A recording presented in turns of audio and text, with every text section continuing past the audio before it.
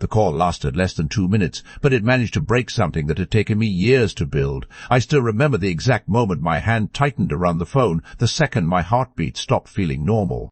The voice on the other side was calm, almost rehearsed, like they had done this 1,000 times before. They said my name clearly and confidently, then asked me to confirm details about my mortgage application. For a brief second, I thought it was a scam. I even smiled slightly, ready to hang up. But then they said my date of birth, my full address, information that wasn't just public, it was personal. And that's when something inside me shifted, because I hadn't applied for any mortgage. I hadn't signed anything. I hadn't even considered buying a house in years. Yet somehow my name was already moving through a system that believed I had.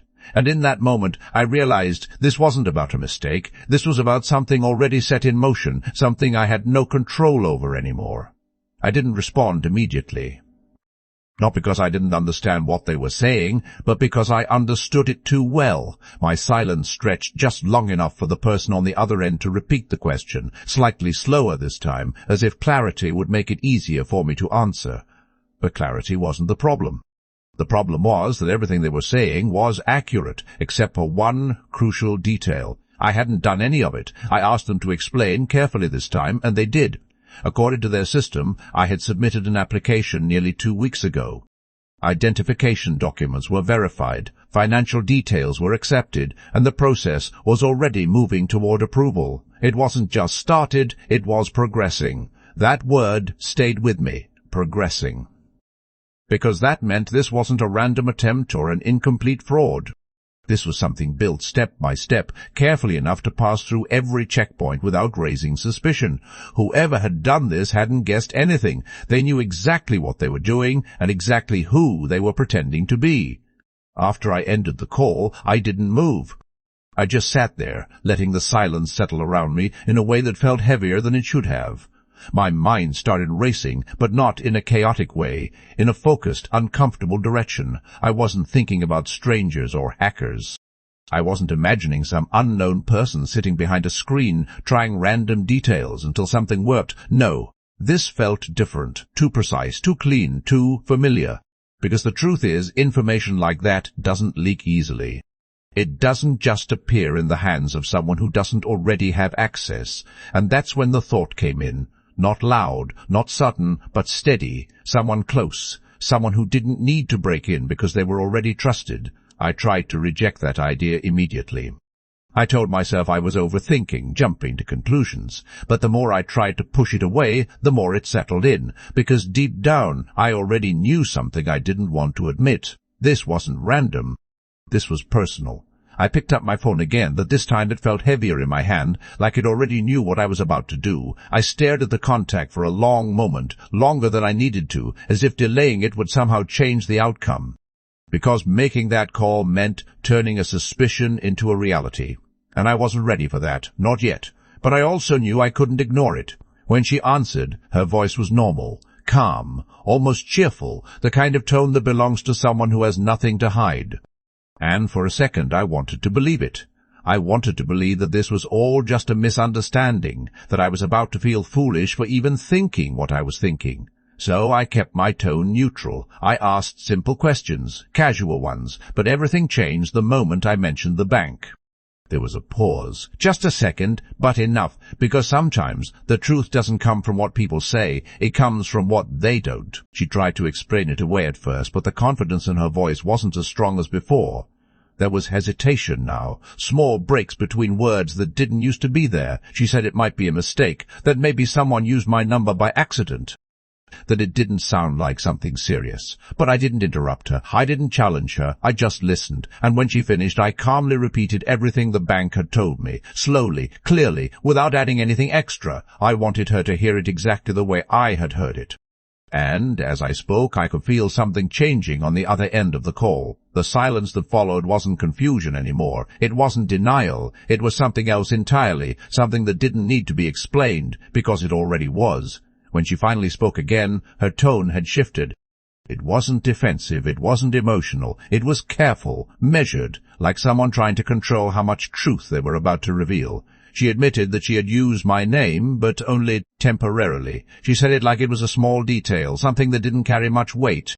She explained that she needed the approval, that it was just to move things forward, that she had every intention of fixing it later, but those words didn't make it better, they made it worse, because they showed that this wasn't accidental, this wasn't something that happened without thought. It was planned, considered, executed, and hearing that from your own child, it doesn't just hurt, it forces you to see things differently. I asked her one question, just one, and I made sure my voice stayed steady when I said it. "Why didn't you tell me?" There was a long pause before she answered, and even then it wasn't really an answer. She talked about pressure, about how difficult things had been, about how she didn't think it would affect me, but none of it felt real enough to match what she had done. Because this wasn't just about a loan or a house, this was about trust. And trust isn't something you borrow temporarily. You either respect it or you break it. That night, sleep didn't come easily, not because of what had happened, but because of what it meant. I kept replaying everything in my head, looking for signs I might have missed. Moments that felt normal at the time, but now seemed different. Conversations that carried a weight I hadn't noticed before. And the more I thought about it, the more I realized something uncomfortable.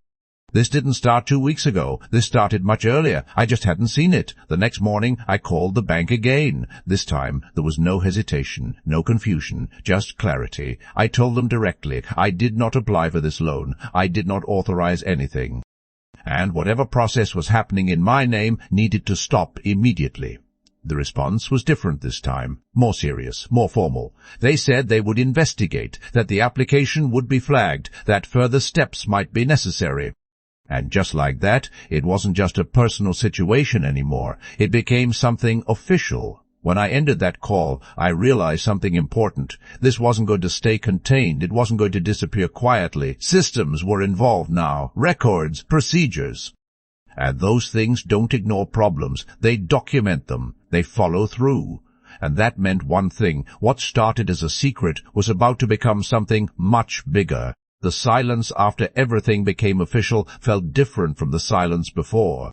Earlier it was confusion, uncertainty, a desperate attempt to understand what was happening. But now it had weight, direction, because once something enters a system, it stops being just a personal problem. It becomes a recorded event, a case. A situation that moves forward, whether you're ready or not. I found myself staring at small things that day, documents on my desk, old files, even my own signature on unrelated papers. It made me realize how easily something so simple could be replicated, reused, or misused if it fell into the wrong hands. And that thought didn't feel abstract anymore. It felt immediate, real. Because somewhere out there, my name was attached to something I didn't create, yet I was the one who would have to answer for it. Later that day, I received another call from the bank, but this one carried a different tone. It wasn't just confirmation anymore. It was investigation. They asked specific questions this time. Had I ever shared my identification documents? Had I authorized anyone to act on my behalf? Had I recently applied for any financial services? Each question felt like it was pulling something deeper out of the situation, exposing layers I hadn't even considered yet. And with every answer I gave, each calm, firm no, the situation became clearer to them and heavier for me. Because I could feel the shift happening, from misunderstanding to potential fraud. And once that line is crossed, things don't slow down, they accelerate. When I called her again, the conversation didn't start the same way as before. There was no lightness in her voice this time, no casual tone. She knew things had changed. I didn't accuse her. I didn't raise my voice. I just told her the truth. The bank was now investigating. Her reaction wasn't immediate. It came in pieces. First silence, then a quiet attempt to downplay it. She said it wouldn't go that far, that it was just paperwork, that it could still be handled.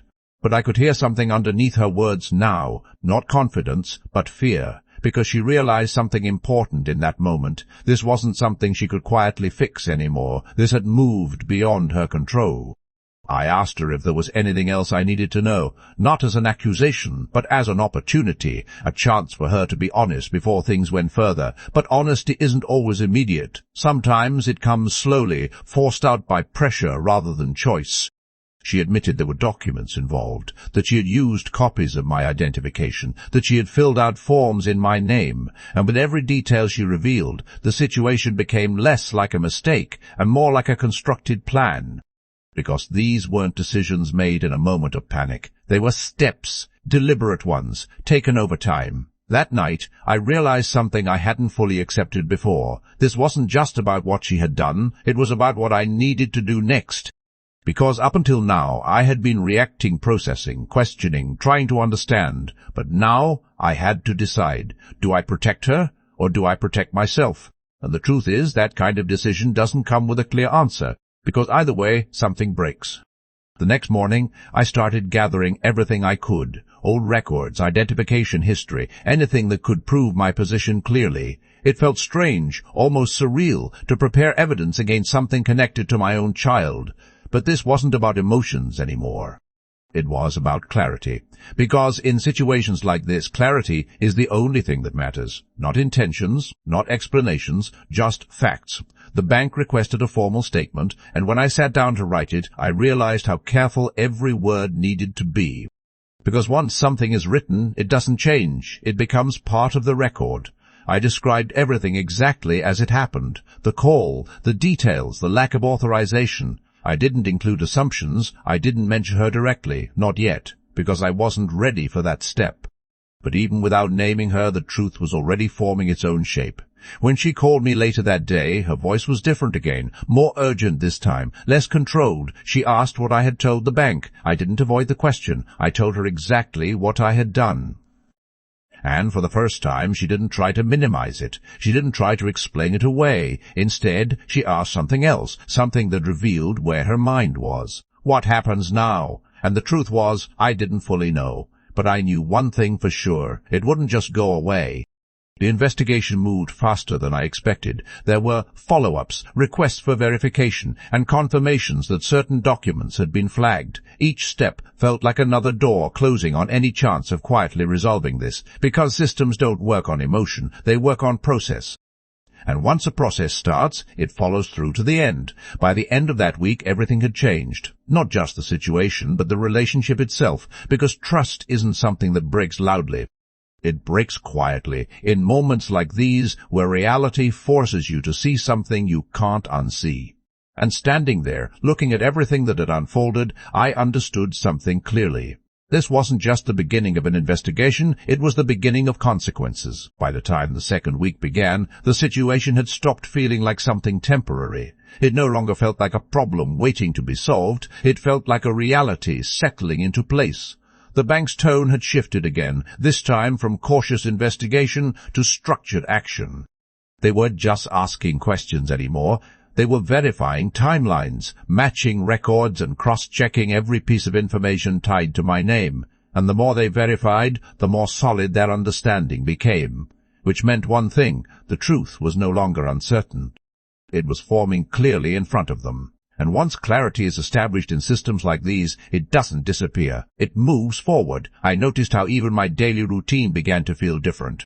Simple things, checking my phone, opening emails, carried a sense of tension I hadn't experienced before, because at any moment there could be an update, another step, another escalation, and somewhere in the back of my mind one thought kept repeating itself, this is no longer just between us. She started calling more frequently after that, not with confidence, but with urgency. Each call felt less like a conversation and more like an attempt to control damage. She asked the same questions in different ways, hoping for a different answer. Did they say anything else? Is it serious? Can it still be stopped? But what stood out wasn't what she was asking, it was what she wasn't saying. There was no real apology, no full acknowledgement of what she had done, just concern about what might happen next. And that told me something important. Her focus wasn't on the action, it was on the consequence. And those two things are very different. I decided to meet her in person, not because I thought it would fix anything, but because some conversations can't happen over a phone. They require presence. Silence, eye contact, the kind of environment where truth doesn't have space to hide behind distance. When she arrived, I noticed something immediately. She looked composed, but not calm. There's a difference. Composure is controlled, calm is natural, and what she had was control, careful movements, measured expressions. Like she had prepared herself for this moment. But preparation doesn't always hold under pressure, and I knew that. I didn't start with accusations. I didn't raise my voice. I simply asked her to explain everything from the beginning. And for a moment she tried to maintain that same controlled tone. She repeated parts of what she had said before, that she needed help, that it was temporary, that she didn't think it would escalate like this. But as I continued asking questions, specific ones, the structure of her explanation started to weaken. Details didn't align. Timelines shifted. And slowly that composure began to crack, because the truth doesn't need to be forced. It reveals itself when consistency disappears. Then came the moment everything changed. Not loudly, not dramatically, but clearly. She admitted that she knew exactly what she was doing from the start, that it wasn't just about approval, it was about increasing her chances. That using my name wasn't a last-minute decision, it was part of the plan. And hearing that didn't just hurt, it redefined everything, because it removed the idea of desperation and replaced it with intention. I didn't react immediately, I let the silence sit between us. Because sometimes silence says more than any response ever could. And in that silence something shifted again, not in the situation, but in my understanding of it. Because this wasn't just a mistake made under pressure, this was a decision made with awareness, and that changes everything. She finally asked the question she had been avoiding the entire time. Are you going to report it? It wasn't emotional, it wasn't even defensive, it was direct. And that made it harder to answer, because that question doesn't just ask about action, it asks about loyalty, about boundaries, about where you draw the line between protecting someone and protecting yourself. I told her the truth. I hadn't reported her by name, not yet, but the process was already in motion, and at this point it wasn't entirely in my hands anymore. The system would follow its own path. Her reaction to that was immediate. Not anger, not denial, fear, real, visible fear. Because for the first time she understood something clearly. This wasn't just a problem anymore. It was a situation with consequences she couldn't control. The conversation didn't end with resolution. It ended with distance, emotional distance, the kind that forms when two people realize they're no longer standing on the same side of something. And as I walked away, I didn't feel closure. I felt something else, finality. Because some moments don't resolve relationships, they redefine them permanently. The days that followed didn't feel like time moving forward. They felt like pressure building. Every update from the bank carried more weight than the last, and the language they used had shifted again. It was no longer about verifying inconsistencies. It was about documenting violations. That single shift in wording changed everything, because once something is labeled correctly, it doesn't just exist, it gets processed, and processing leads to outcomes. I noticed how even the smallest communication now felt formal, structured, and irreversible. Emails were no longer casual confirmations, they were records. Calls weren't conversations, they were logs, and in each one I could feel the system tightening around a situation that had already crossed a line. There was no room left for interpretation, only progression. She stopped calling as frequently after our last meeting, not completely, but noticeably. And when she did call, her tone had changed yet again. The urgency was still there, but now it was mixed with something else, calculation. As if she was trying to understand not just what was happening, but how far it could go. She asked fewer emotional questions and more strategic ones. What exactly did they say? What stage is it at? Is there still a way to reverse it? But every question she asked had the same underlying purpose, to measure risk. Not to undo what was done, but to anticipate what was coming. I received a request to attend a formal meeting with the bank's internal review team. That alone told me how serious things had become. This wasn't a routine check anymore. It was escalation. When I walked into that room, everything felt different. There were no assumptions there, no emotions. Just process. They laid out everything in front of me. Documents, timelines, approvals, each piece aligned in a way that was too precise to ignore. And as they explained how the application had moved through the system, one thing became undeniable. This wasn't an accident. It was a sequence of deliberate steps that had successfully passed multiple checkpoints, and that meant accountability wasn't optional anymore. It was inevitable. They asked me one final question at the end of that meeting. It was simple, but it carried more weight than anything else they had said. Do you confirm that you did not authorize this? There was no room for hesitation in that moment, because hesitation creates doubt, and doubt changes outcomes. I answered clearly, firmly, without qualification, yes, and with that one word something finalized, not emotionally, but structurally. because once that confirmation was recorded, the situation officially moved beyond internal review and into formal action. When I stepped outside after that meeting, the air felt different, not lighter, but clearer, because uncertainty had been replaced with direction. And direction, even when it leads somewhere difficult, is easier to face than confusion. I knew what was coming next, not every detail, but the path itself, and more importantly, I knew something else. This was no longer something I could stop, even if I wanted to. He showed up unannounced that evening. That alone told me everything I needed to know. People don't arrive without warning unless something inside them has shifted from control to panic. When I opened the door, I saw it immediately. The composure she had tried so hard to maintain before, it was gone. What stood in front of me now wasn't someone managing a situation. It was someone reacting to it, and reactions are always less controlled than plans. She didn't start with explanations this time. She started with fear. Real, visible fear. She had heard something from someone, somewhere, that made her realize how serious this had become. She asked me directly if it had gone beyond the bank, and for a moment I didn't answer, not because I didn't know, but because I understood what that answer would do. It wouldn't just inform her, it would change her completely. When I told her the truth, that the situation had moved into formal proceedings, her reaction was immediate, not loud, not dramatic, but complete.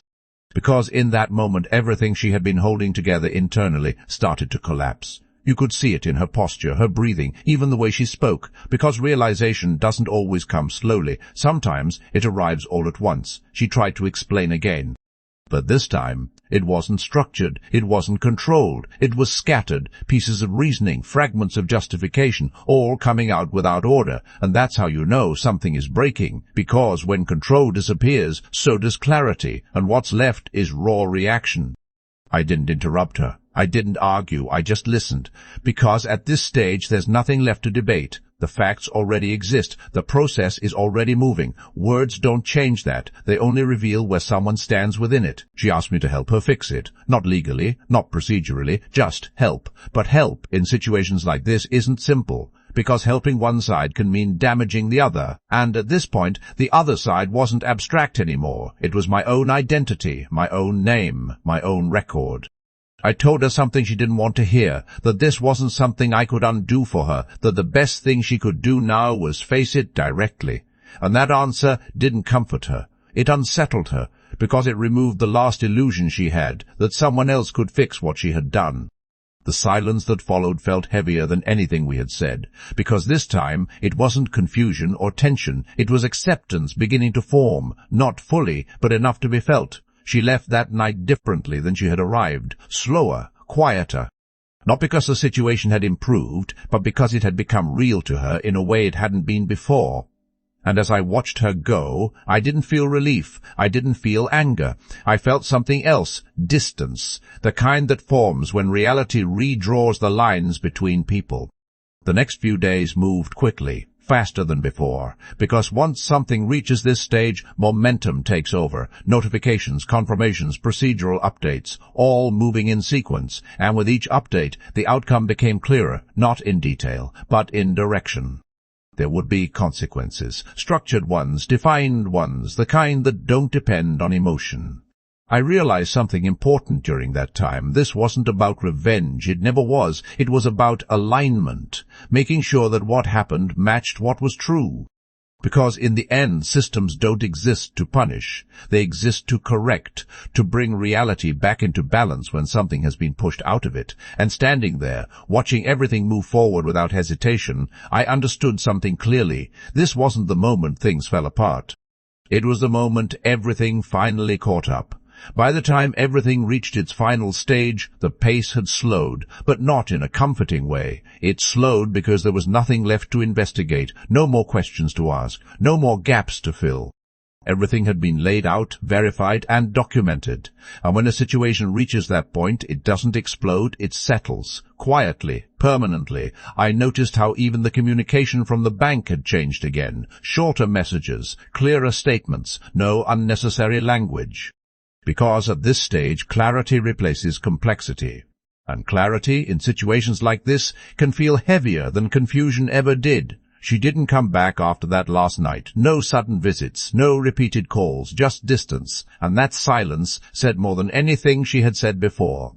Because when someone finally understands the weight of their actions, they stop trying to control the situation and start trying to process it. I didn't reach out either, not because I didn't care, but because there was nothing left to say that could change what was already in motion. The final confirmation arrived without drama, no warning, no build-up, just a notification, simple, direct, and complete. The case had been resolved from the bank's side, action had been taken, records had been updated, and most importantly, my name had been cleared, completely. That part should have felt like relief, and in some ways it did, but it didn't feel like victory, because clearing a name doesn't erase what happened to it, it just restores it on paper. The experience itself stays, the awareness stays. And once you've seen how easily something like that can happen, you don't go back to the same level of trust you had before. Weeks passed, and life slowly began to return to something that looked normal from the outside. Routines came back, conversations with others felt easier. The tension that had been sitting quietly in the background started to fade, but internally something had shifted permanently, not loudly, not dramatically, just fundamentally. Then one day she called again, not urgently, not emotionally, just calmly. And that alone told me this wasn't about the situation anymore. It was about what came after it. When I answered, there was a pause before she spoke, not hesitation, but intention, like she had finally decided to face something fully instead of avoiding it. She didn't try to explain. She didn't try to justify it. She apologized, directly, clearly, without adding anything to soften it. And for the first time since all of this started, her words didn't feel controlled or calculated. They felt real, because real accountability doesn't come with explanations, it comes with acceptance. I listened without interrupting, because apologies aren't something you rush. They're something you allow to exist fully in the moment. And when she finished, she didn't ask for anything. Not forgiveness, not reassurance, just silence. And that silence mattered more than anything she could have asked for. I didn't respond immediately, not because I didn't have something to say, but because I understood something important. Forgiveness isn't a reaction, it's a process. And processes, just like everything else in this situation, take time. I told her one thing, not emotional, not harsh, just honest. That trust doesn't return the same way it leaves, and rebuilding it isn't about words, it's about consistency over time. She didn't argue with that, she accepted it. And that acceptance was the first real step forward. After that call, nothing changed instantly. There was no sudden reconnection, no emotional resolution, just a quiet understanding that something had ended and something else might begin, slowly. And that's the part most people don't talk about. The aftermath. Because the real impact of situations like this isn't in the moment they happen, it's in what they change permanently. I became more careful, not fearful, but aware, about documents, about access, about boundaries. Things I had never questioned before became things I managed actively. And that awareness didn't come from paranoia. It came from experience. Because once you've seen how something can be misused, you don't ignore that possibility again. As for her, she didn't disappear, but she didn't return the same way either. There was distance, but it wasn't empty. It was rebuilding space, the kind that forms when both sides understand that something needs to be earned back, not assumed.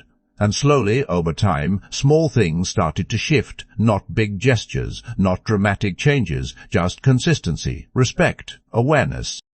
The things that should have been there from the beginning, because in the end this was never just about a house or a bank or a document, it was about something deeper, boundaries, trust, responsibility, and sometimes the only way those things become clear is when they're broken first. If there's one thing this situation taught me, it's this. Your name isn't just something you carry. It's something you protect, because once it's used without your control, the consequences don't stay with the person who used it. They come to you first. And the truth is, the call from the bank didn't just expose what she had done. It exposed something far more important. The moment I stopped assuming trust and started defining it.